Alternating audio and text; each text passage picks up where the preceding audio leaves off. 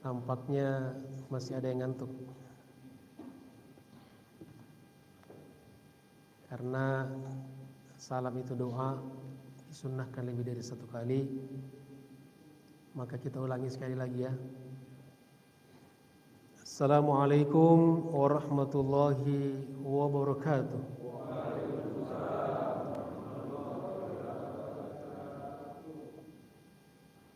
Alhamdulillah. Alhamdulillahirabbil alamin. Wa bihi nasta'inu ala umuri dunya waddin. Allahumma salli ala sayyidina Muhammad al-Fatih lima ughliq al-khatim lima sabaq. Nasiril haqqi bil haqqi wal hadi ila siratikal mustaqim. Wa ala alihi wa sahbihi haqqa qadrihi wa miqdarihi al-azim. Allahumma inna nas'aluka fahman nabiyyin wa hifdzal mursalin wa ilhamal malaikatil muqarrabin.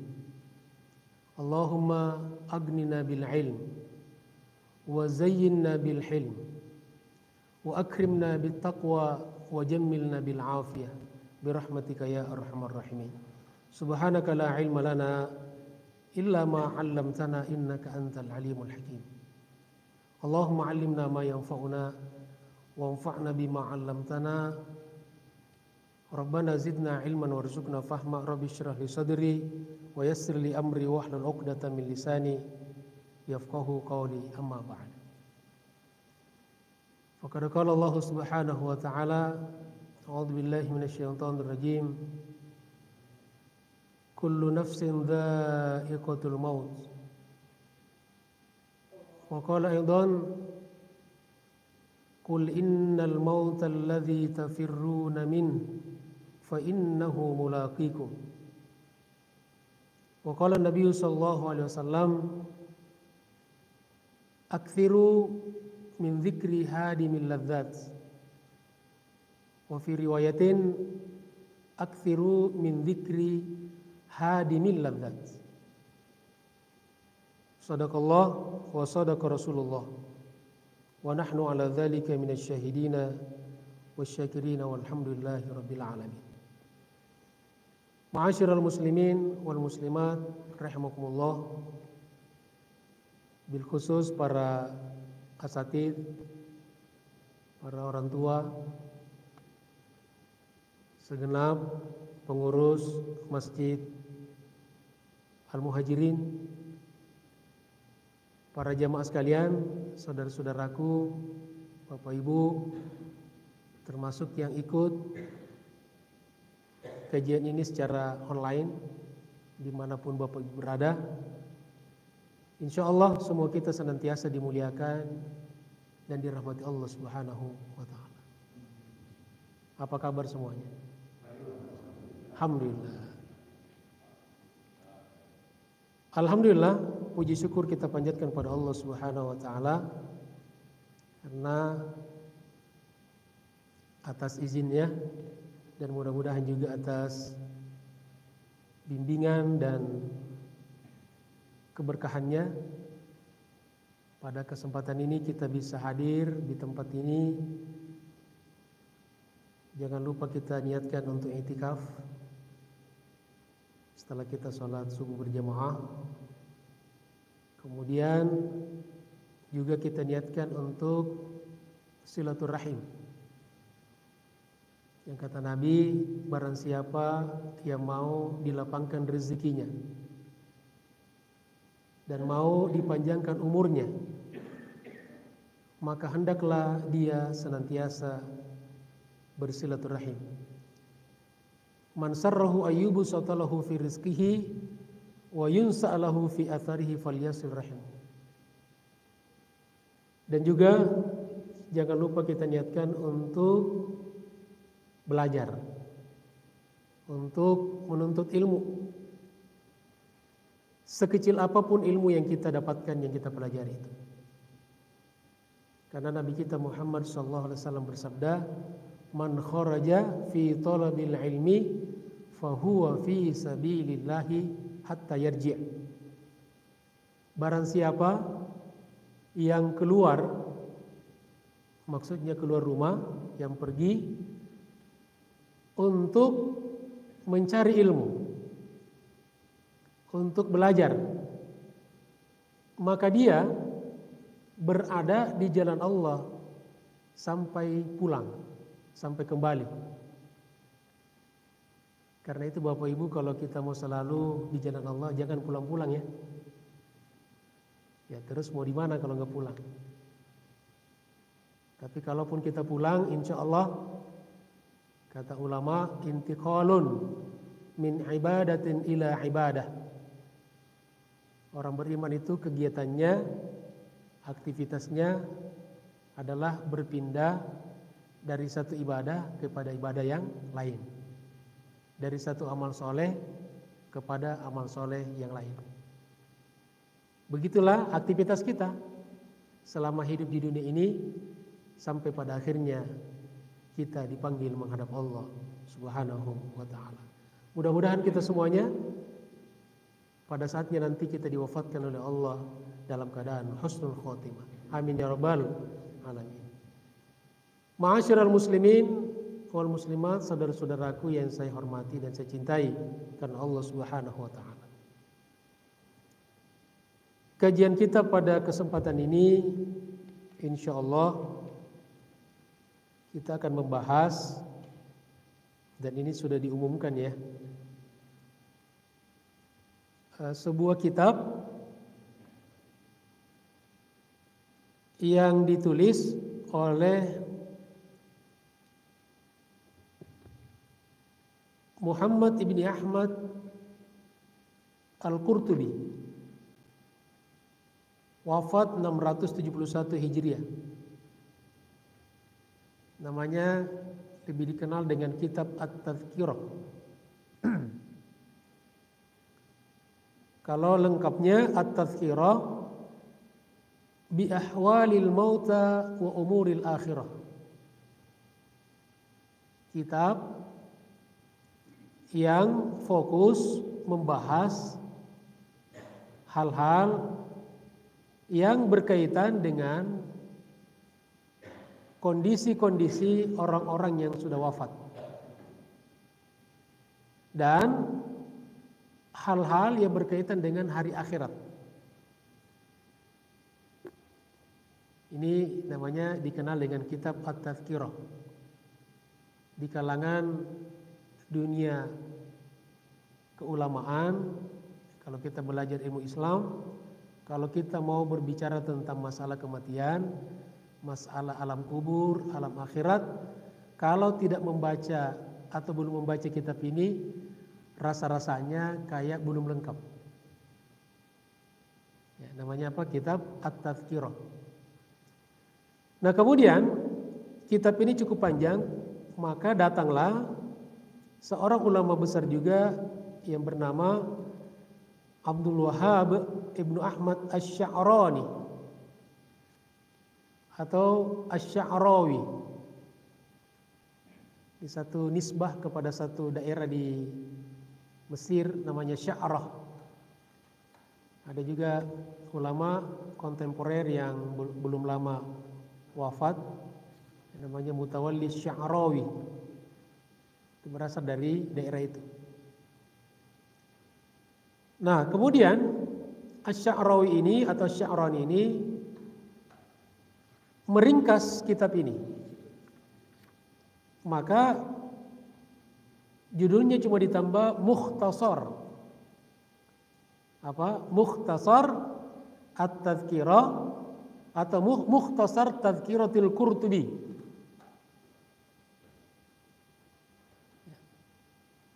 Memang ulama-ulama dulu nulis luar biasa.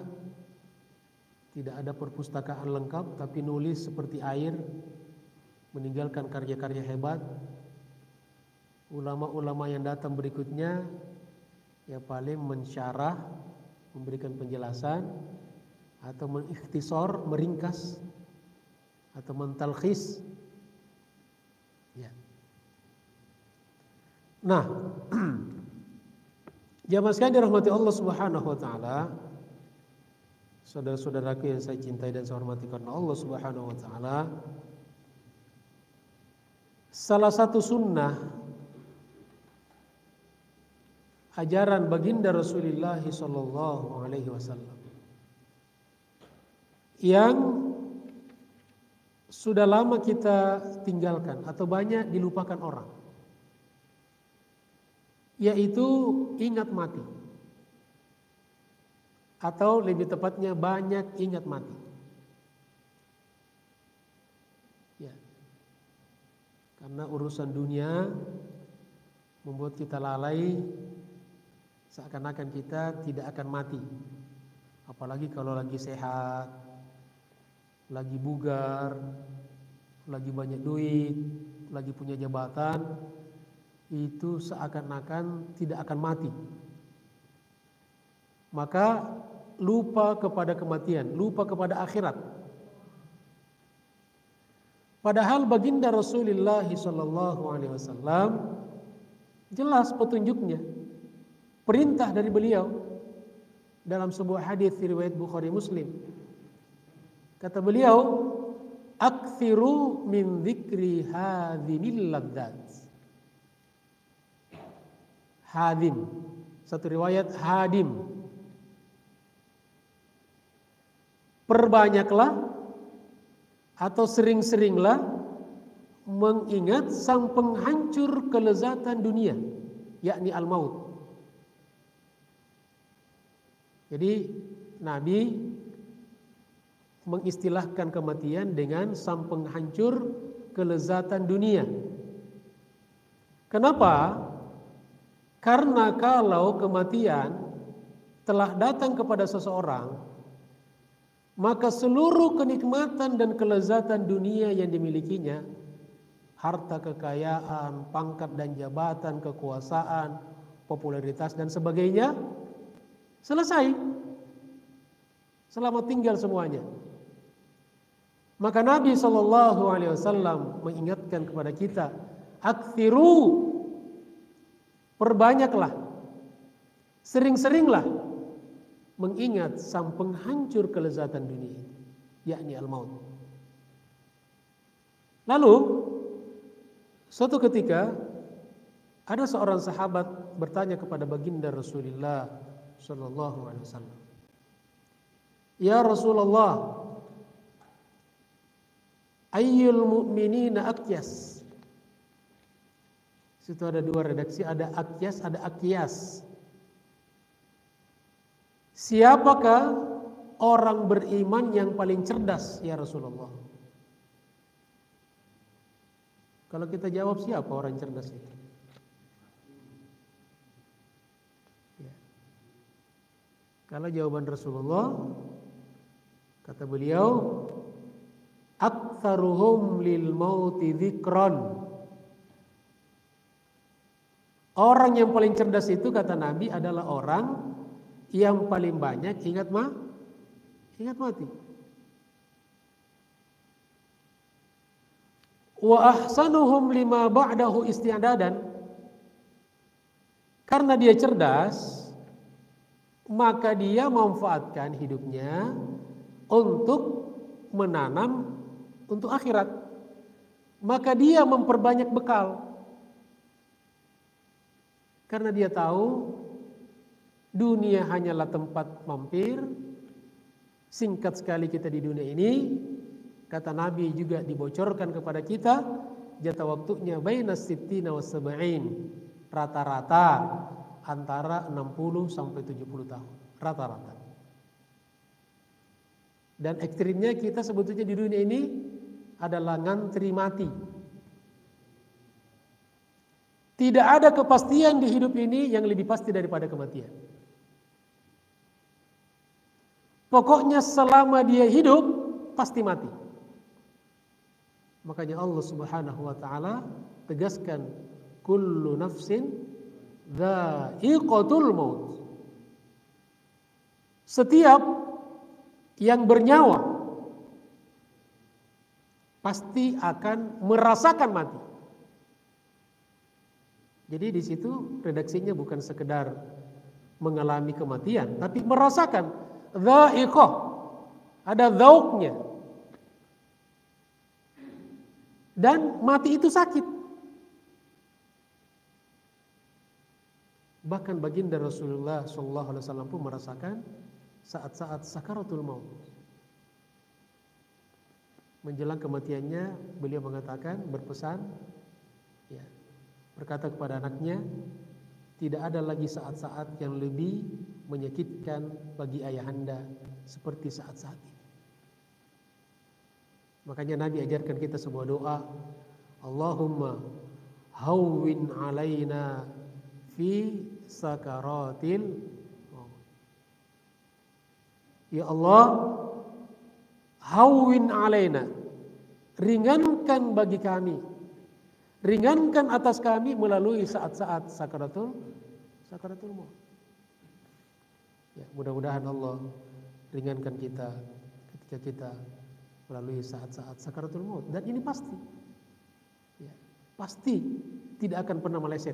Makanya kalau kita berbicara tentang kematian, ini berbicara untuk semua orang, konsumsi siapapun.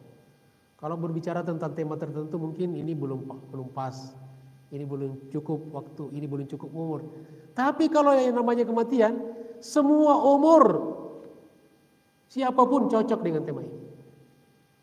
Jadi jangan dikira tema kematian itu hanya untuk orang-orang tua, tidak. Ya, banyak juga orang muda mati. Betul. Ada yang kakeknya yang sakit, malah yang meninggal cucunya. Ya. Jadi kematian ini tidak melihat kepada akte lahir seseorang. Kematian tidak melihat kepada hasil general check up seseorang. Ya pokoknya siapa yang hidup pasti mati. Kapan matinya? Kalau ajalnya tiba. Dan itu rahasia Allah Subhanahu wa ta'ala.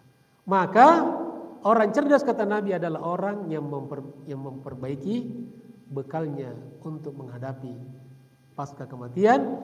Wa ahsanuhum lima ba'dahu isti'dada. Oleh karena itu jamaah sekalian dirahmati Allah Subhanahu wa ta'ala, pada kesempatan ini Al-Fakir ingin menyampaikan secuil dari manfaat kitab ini. Mudah-mudahan menjadi tazkirah seperti judulnya, peringatan bagi kita semuanya. Ya walaupun kajiannya jarang-jarangnya, tapi kita ambil bab-bab, ya. Di sini kita mulai dari bab yang pertama. Bab ma jaa fin nahyi an tamannil muslim al maut. Bab tentang keterangan-keterangan seputar larangan bercita-cita mati. Jadi larangan bagi seorang muslim untuk pengen mati. Jadi merencanakan kematian. Wad du'a'u bihi, dan juga dilarang seorang muslim berdoa minta mati. Li musibatin tanzilu fil mal, karena menghadapi satu musibah, satu bencana, baik itu di dalam persoalan harta. Misalnya dia bangkrut, lalu dia stres, lalu dia minta mati aja deh kalau gitu. Wal jasadi, atau sakit, kena jasadnya, fisiknya. Sakit, berobat gak sembuh-sembuh, gak bisa ngapa-ngapain, jadi beban orang. Minta mati aja lah. Dan tidak sedikit kalau di luar Islam ada orang yang melakukan namanya eutanasia, kan? Suntik mati aja. Dalam Islam dilarang, haram, tidak boleh. Bahkan minta pun, berdoa pun tidak boleh. Au fil ahli, atau misalnya ada seseorang yang istrinya meninggal, lalu dia sedih, dia stres. Kan tidak sedikit ada bapak-bapak ya suami karena begitu dekat dengan istrinya, kemudian begitu ditinggal oleh istrinya dia juga sakit. Lalu dia, ya Allah mati aja sekalian. Wal waladi atau anaknya. Anak semata wayang yang sudah bertahun-tahun dinantinya, begitu menanjak mau dewasa, dipanggil oleh Allah Subhanahu wa taala. Orang tuanya sedih, terpuruk dia. Dan kadang-kadang, oh kalau gitu mati aja ya Allah. Ini semua di sini di bab dikatakan itu dilarang. Nah, penjelasannya rawa Muslimun an Anas radhiyallahu taala anhu qala. Diriwayatkan oleh Imam Muslim dari sahabat Nabi yaitu Anas bin Malik, semoga Allah meridainya. Qala, dia berkata, qala Rasulullah sallallahu alaihi wasallam, telah bersabda Rasulullah sallallahu alaihi wasallam. Apa kata beliau? La yatamanna yanna ahadukumul maut. Jangan sekali-kali seseorang di antara kalian berangan-angan, bercita-cita pengen mati. Ini nun tasdid. Jadi jangan sekali-kali. Jadi penegasan. Jadi tidak boleh. Lidurrin atau lidurrin nazala bihi, karena ada satu madarat, sesuatu yang berbahaya yang menimpanya, ya satu musibah. Itu begitu. Jadi begitu prinsipnya, kata Nabi, tidak boleh. Tidak boleh seseorang berangan-angan mau mati. Tapi kata Nabi, wa in kana la budda mutamanniyan, tapi kalau dia pun harus untuk berangan-angan mati, jadi kalau tidak ada jalan lain kecuali dia pengen mati saja, falyaqul, maka hendaklah dia berdoa. Ya, baca doa ini, minta kepada Allah. Apa doanya? Allahumma ahyini ma kanatil hayatu khairan li. Allahumma ya Allah, ahyini, hidupkan aku. Ma kanatil hayatu, selama kehidupan itu khairan li, masih baik untukku. Jadi kalau hidup ini masih bermanfaat, masih baik, hidupkan aku ya Allah. Wa tawaffani, dan matikan aku ya Allah. Maka natil wafatu khairan li, kalau memang wafat itu baik untukku ya Allah. Jadi terserah Allah, yang penting mohon kepada Allah. Jadi dibolehkan hanya sebatas bermohon dengan melampirkan proposalnya gitu kan. Ada alasannya. Yang tidak boleh ngotot, apalagi sampai mengambil tindakan-tindakan seperti suntik mati atau bunuh diri. Tidak boleh. Ya, atau misalnya kata ulama termasuk diantaranya orang yang sakit lalu dia tidak mau berobat. Kenapa Bapak tidak mau berobat? Ya, biarin aja. Ya, biarin Bapak mati aja. Nggak boleh. Bahwa kita mati, pasti mati. Dan itu urusan Allah. Tugas kita berikhtiar. Perintah agama kalau kita sakit disuruh berobat. Bahwa obat itu cocok dengan kita, itu urusan Allah. Bahwa obat yang kita makan, yang kita konsumsi berjodoh dengan kita, itu urusan Allah. Ikhtiarnya kita disuruh berobat. Makanya banyak orang sakitnya sama, obatnya sama, kok ini sembuh ini tidak, karena jodoh-jodohan, dan itu atas takdir Allah Subhanahu wa taala. Jamaah sekalian dirahmati Allah Subhanahu wa taala, Bapak Ibu yang saya hormati, yang saya cintai karena Allah Subhanahu wa taala. Wa ruwiya an Anasin aidan, juga diriwayatkan dari Anas juga, qala dia berkata qala Rasulullah sallallahu alaihi wasallam, telah bersabda Rasulullah sallallahu alaihi wasallam, la yatamanna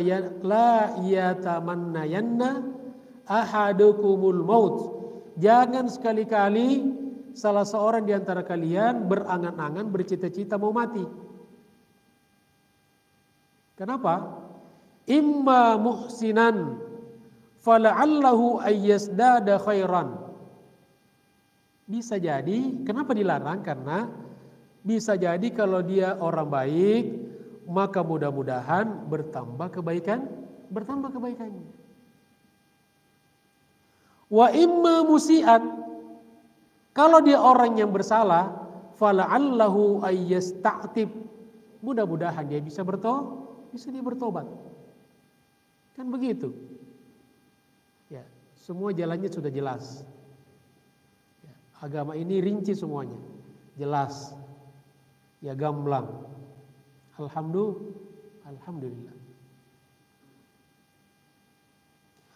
Qala al-ulama radhiyallahu anhum, berkata ulama, wa qad ja'ala Allahu al-mauta min a'dhabil masa'ib. Allah Subhanahu wa taala telah menjadikan kematian sebagai musibah terbesar. Kira-kira ada enggak musibah terbesar dari kematian? Itulah musibah yang terbesar. Ya, makanya kematian itu biasa juga disebut dengan kiamat sugro. Apa namanya? Kiamat kecil. Kalau orang sudah mati, dia kiamat bagi dia. Udah kiamatnya dia. Namanya kiamat personal. Wa qad sammahu Allahu ta'ala musibatan fi qouli ta'ala. Allah Subhanahu wa taala telah menamakan kematian itu sebagai musibah di dalam firman-Nya di surat Al-Maidah ayat 106, fa asabatkum musibatul maut. Musibatul maut. Jadi Al-Qur'an mengatakan al-maut itu adalah musibah, bahkan musibah yang terbesar. Sakit bisa sembuh, iya kan?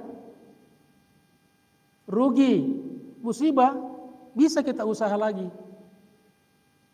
Ya, tapi kalau mati, mau kemana? Mau pulang kemana? Makanya Allah Subhanahu wa taala ingatkan, qul innal mautal ladzi tafirruna min. Katakan wahai Muhammad, sesungguhnya kematian yang kalian hindari, yang kalian lari daripadanya. Maksudnya karena manusia ini secara fitrah gak mau mati, Pak. Betul? Ada gak yang mau mati? Ya, kalau pilihan kita gak mau mati sebetulnya. Bahkan kalau kita disuruh nulis berapa angka yang kita mau tulis untuk jatah umur kita. Kalau bisa kita request. Kasih kertas masing-masing kita nih. Saya yakin kita akan menulis angka yang paling besar. Ada yang 100, 150. Bahkan kalau angan-angan manusia mungkin ada yang mau 1000. Ya, Khairul Anwar. Tapi Khairul Anwar yang berangan-angan pengen 1000 tahun lagi, ternyata umurnya cuma 27 tahun. Mati karena kanker paru-paru. Ya, itu ajalnya dia.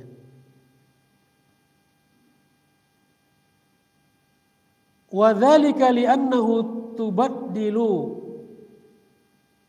min halin ila halin.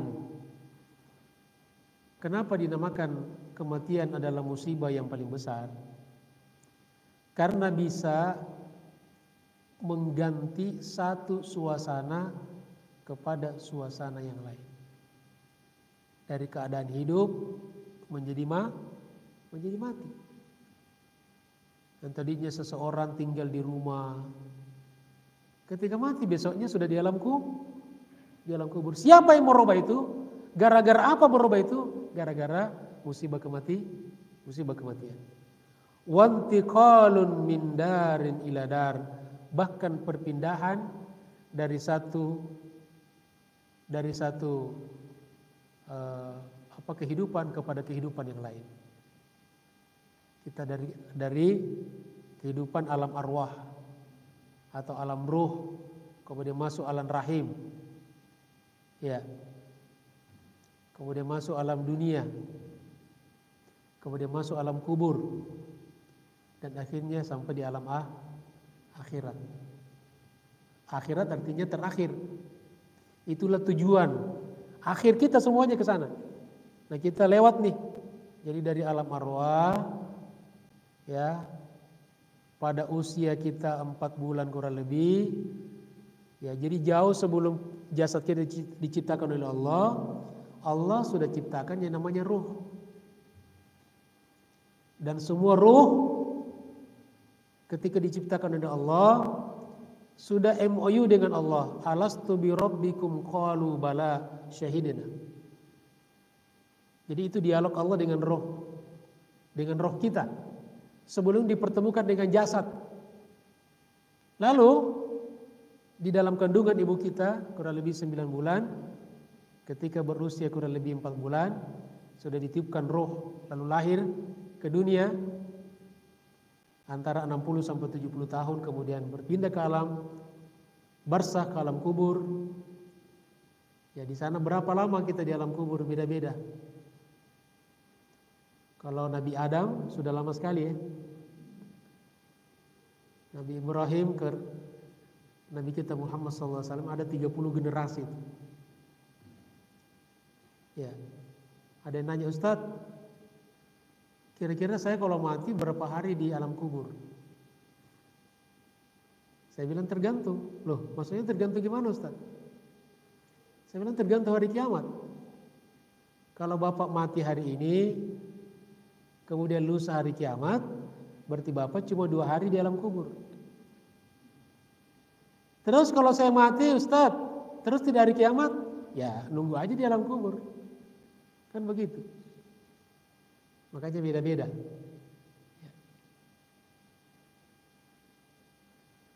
Wa huwal musibatul uzma warraziyatul kubra.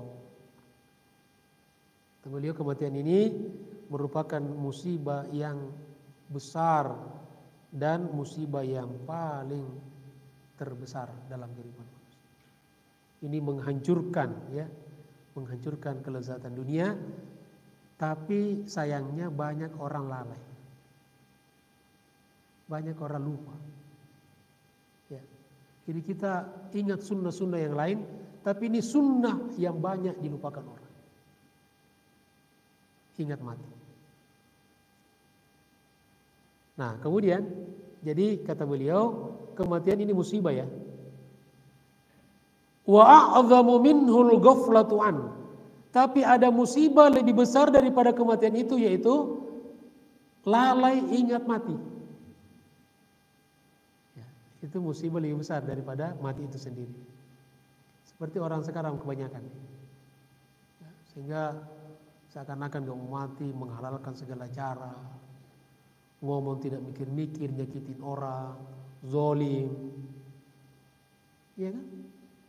Kalau kita melihat ada orang yang seakan-akan tidak paham, gak tahu batasan-batasan hukum, ya kita bertanya, ini orang ingat mati enggak ya? Menghalalkan segala cara, memperkaya diri, ya semua diembat sama dia. Ya pertanyaan, dia ingat mati enggak? Saya yakin kalau orang ingat mati pasti dia hati-hati. Insya Allah. Wal i'radu an dzikrihi, dan berpaling dari mengingat kematian itu. Itu musibah terbesar. Wa qillatut tafakkur fi, dan sedikit sekali kita berpikir tentang kematian. Padahal Nabi sudah mengatakan, orang paling cerdas adalah orang yang paling banyak ingat bahkan watarkul amali, kalau orang sudah lalai maka meninggalkan beramal untuk hari kematian. Yang kita bawa mati ini kan bekal. Ya. Di sini langsung nyambung ya. Bahasan yang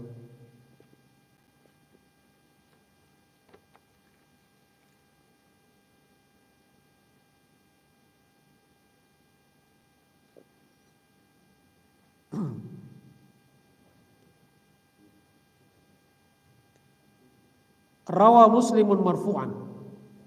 Diriwayatkan dari Imam Muslim secara marfu'. Jadi ini hadis Nabi SAW. Yattabi'ul mayyita thalathun. Seorang mayit, orang mati itu diikuti oleh 3 hal. Yarji'u ithnani, 2 pulang, balik lagi ke rumah. Wa yabqa wahidun, 1 yang tetap bersama si mayit.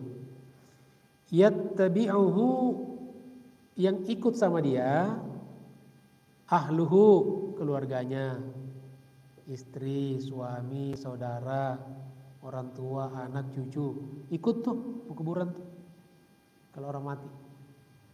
Wa maluhu, hartanya juga ikut, kendaraan, ya, motor, mobil, ikut ngantar jenazah, ya. Wa amaluhu, amalnya 3, keluarga, harta, amal. Lalu kata Nabi, fayarji'u ahluhu wa maluhu.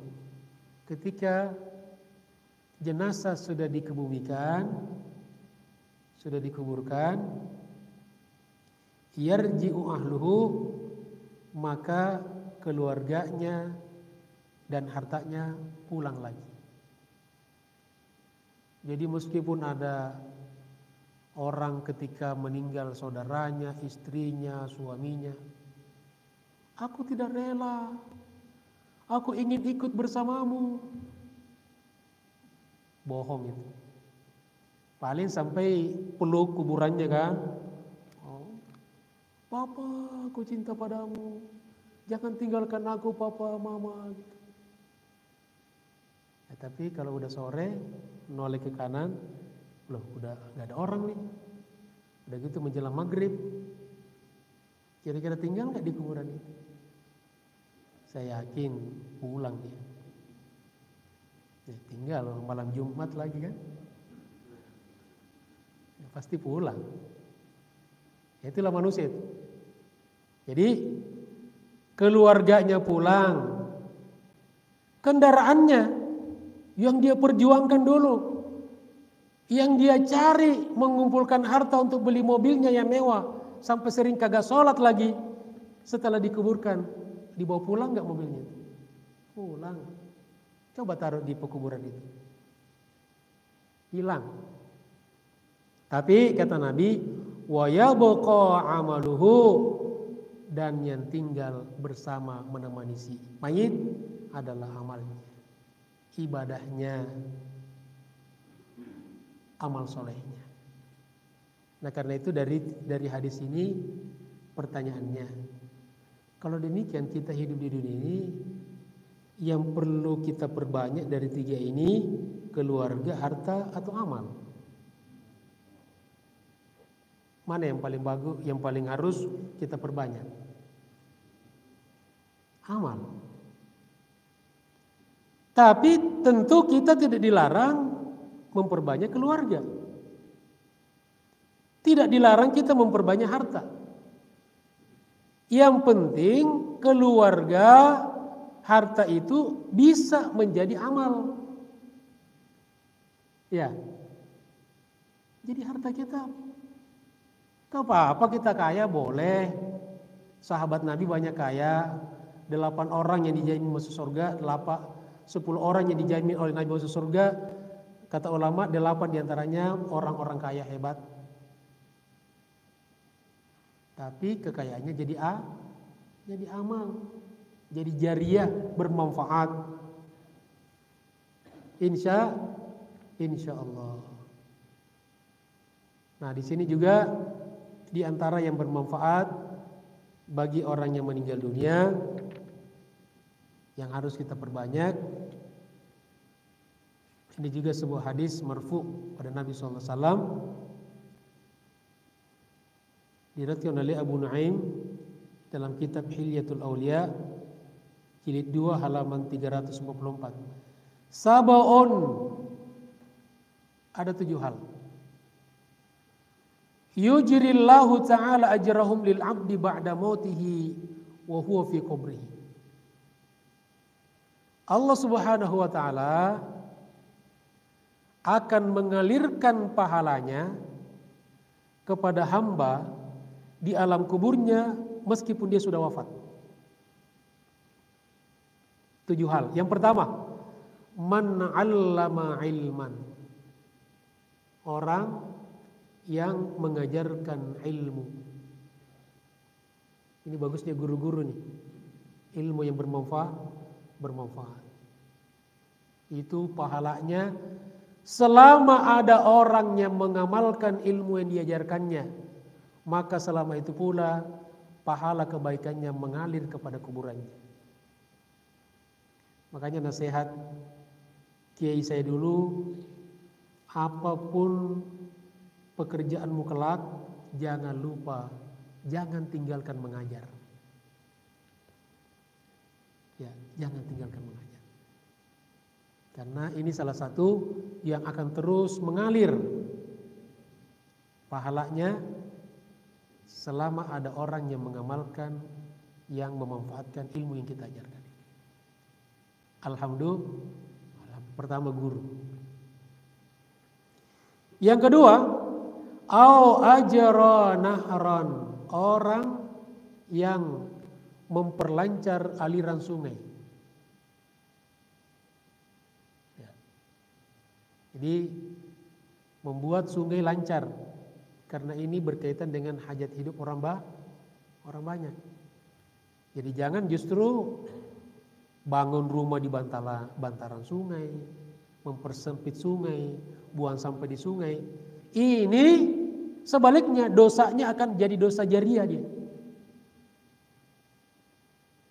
Jadi wah, rupanya berarti pahala juga nih. Orang yang memperlancar aliran sungai, termasuk pemimpin yang peduli kepada lingkungan. Maka pemimpin itu meskipun dia sudah pensiun, sudah tidak menjabat, bahkan sudah wafat, selama karyanya bermanfaat, maka pahalanya mengalir ke alam kuburnya.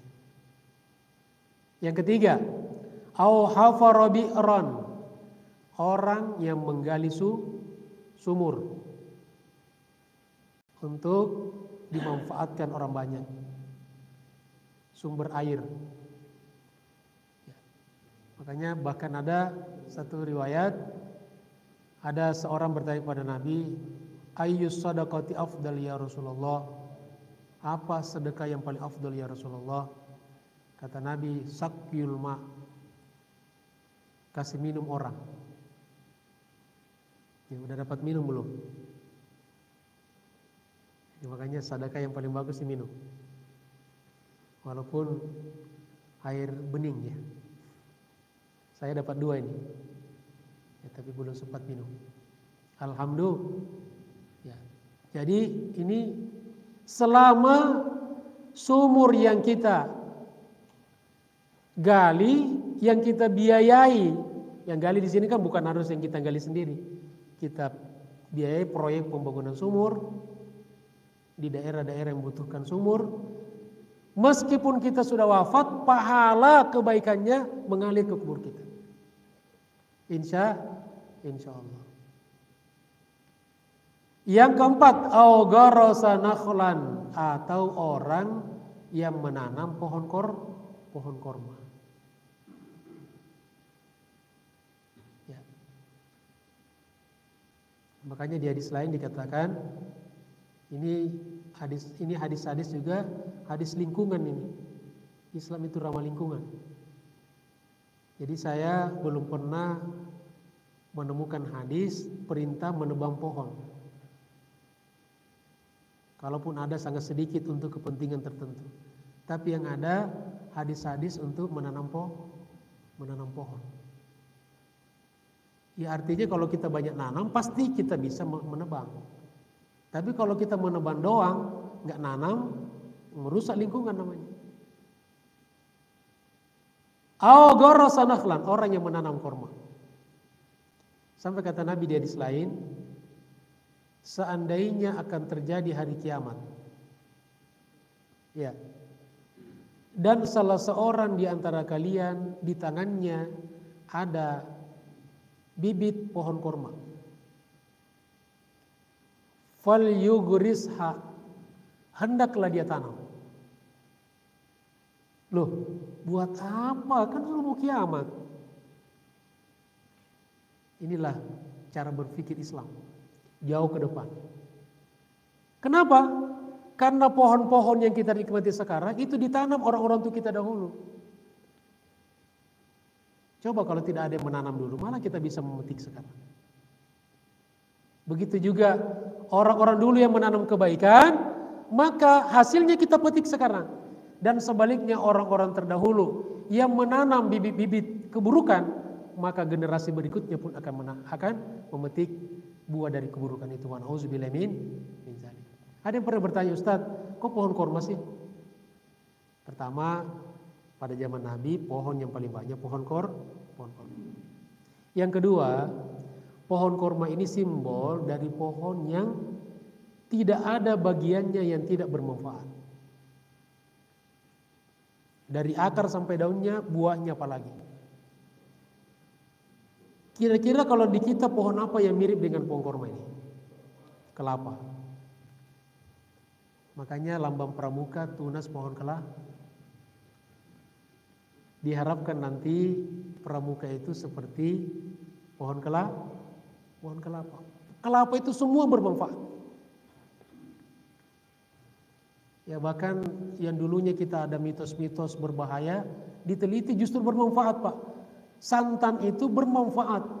Kita kan dulu makan kelapa tua orang tua, jangan nanti cacingan. Ngemil, Pak, ngemil kelapa tua itu bagus sekali untuk kesehatan. Bahkan minum minyak kelapa yang asli itu bagus sekali. Ya Masya Allah. Kemudian berikutnya, bana masjidan, orang yang membangun masjid. Jadi orang yang membangun masjid ini, ya yang punya kontribusi, yang berwakaf, menyumbang, meskipun mereka sudah wafat di alam kuburnya, selama ada orang memanfaatkan masjid ini, maka dia mendapatkan transferan pahala kebaikan ke kuburnya. Alhamdulillah. Hadisnya jelas. Kemudian berikutnya adalah awarratha mushafan. Orang yang mewariskan mushaf. Artinya mewakafkan mushaf Quran. Selama orang yang berwakaf ini Qurannya dimanfaatkan orang, dibaca.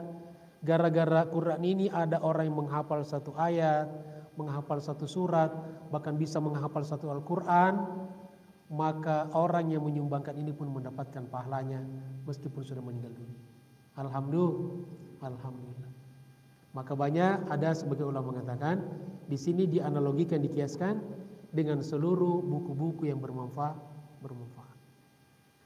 Kemudian yang terakhir, au taraka waladan yastaghfiru lahu ba'da mautihi.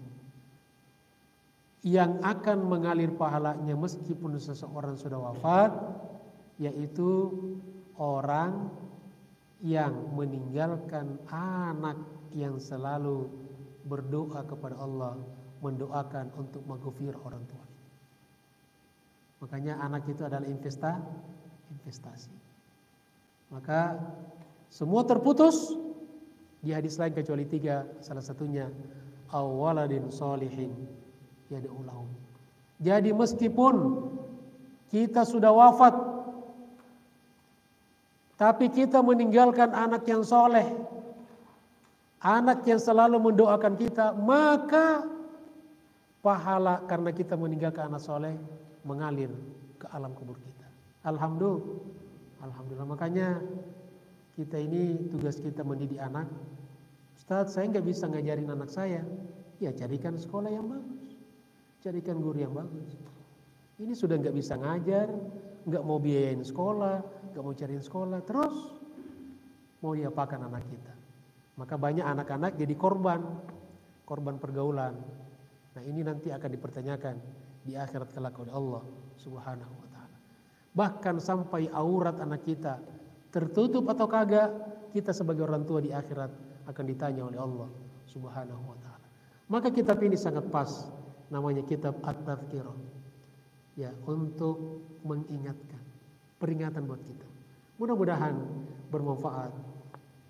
Terima kasih atas segala perhatiannya. Mohon maaf atas segala kekurangannya. Billahi taufiq wal hidayah. Allahul muwaffiq ila aqwamit thoriq. Tsumma assalamu alaikum warahmatullahi wabarakatuh.